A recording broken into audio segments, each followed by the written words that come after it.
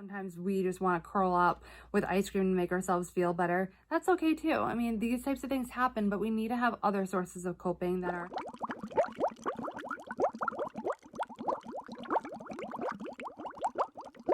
Welcome to my channel, or welcome back to my channel. My name is Stephanie. I'm Long Island's eating disorder specialist, and I post on this channel all about eating disorders, body image issues, and general mental health. So if any of that is something that interests you, or you think it would be helpful for you, please subscribe to my channel. I wanted to talk to you today about coping.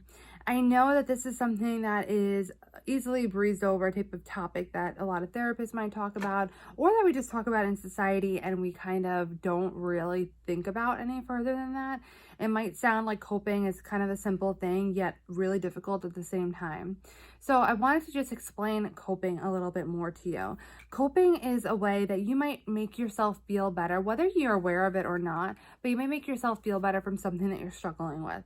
So for an example, if you are struggling with depression, you might cope in ways that are journaling, or you might cope in ways that are doing yoga. However, on the same note, you might cope in ways such as turning to alcohol or drugs or food as control or comfort. And one of the things that you need to address there is what is healthy and what's not, what's adaptive and what's maladaptive. Healthy, adaptive coping skills may show up, such as the journaling, such as yoga. Those types of things are good and healthy and adaptive coping skills. On the other hand, what is not healthy and not adaptive, aka maladaptive coping skills, are turning to alcohol, turning to using food as a source of control or comfort, turning to drugs, turning to self-harm. Those are maladaptive forms of coping.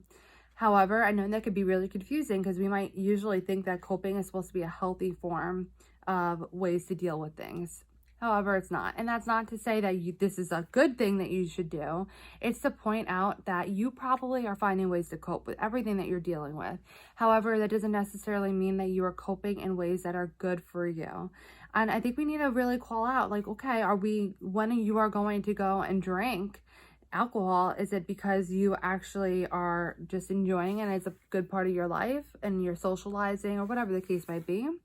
Or is it because you're trying to escape? And is it a way that's making you distracted or feel better from something else going on in your life? If so, that's using it as coping.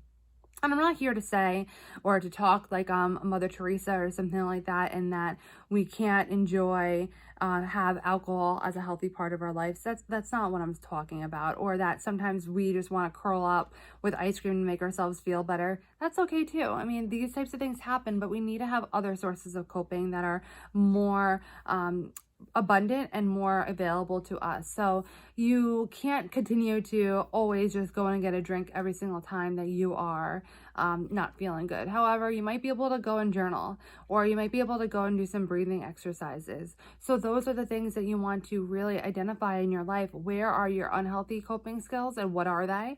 And where do you engage your healthy coping skills and what are they? And also, it's a really good process to try to figure out what coping skills work for you.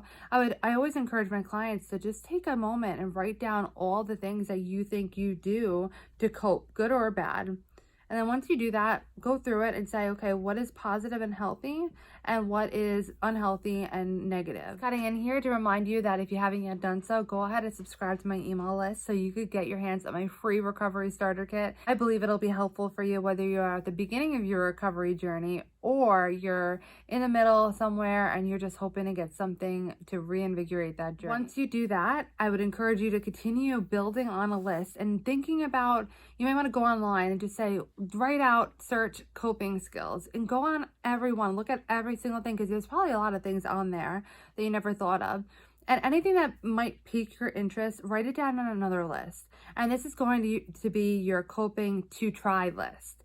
So next time that you're struggling, you're going to go to this list and say, all right, you know what? I never tried taking a bath before, but it looks interesting. I'm going to do that.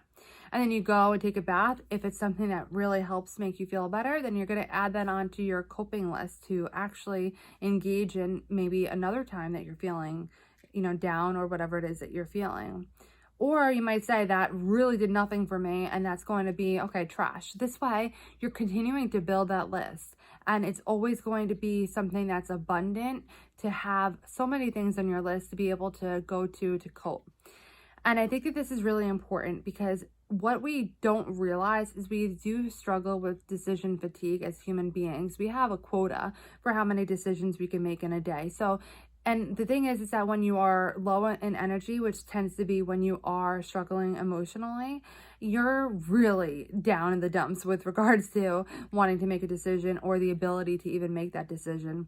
So we don't want to be in a moment where you're feeling depressed and thinking, okay, well, I know I'm supposed to cope right now. What am I supposed to do? And kind of just like rattling your brain and trying to figure it out. Instead, you have something tangible that you can go to. And all you need to do is open it up and pick out something. You just need to point and say, okay, I'm going to try this, and then go and do it. And it's going to eliminate that extra step in decision making. And what that really can help avoid is just sitting and stirring in your emotions or possibly turning to a maladaptive, unhealthy coping skill.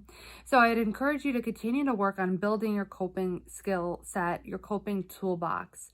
And I want to really know from you, what is it that maybe is your go-to healthy coping skill that you go to, and what is something that you find it really helpful for? I hope you found this video helpful. If you did, please give it a thumbs up. You can click my face in the corner of the screen to subscribe to my channel. And I wish you healthy coping skills on your journey to finding your state of balance, and I will see you in my next video.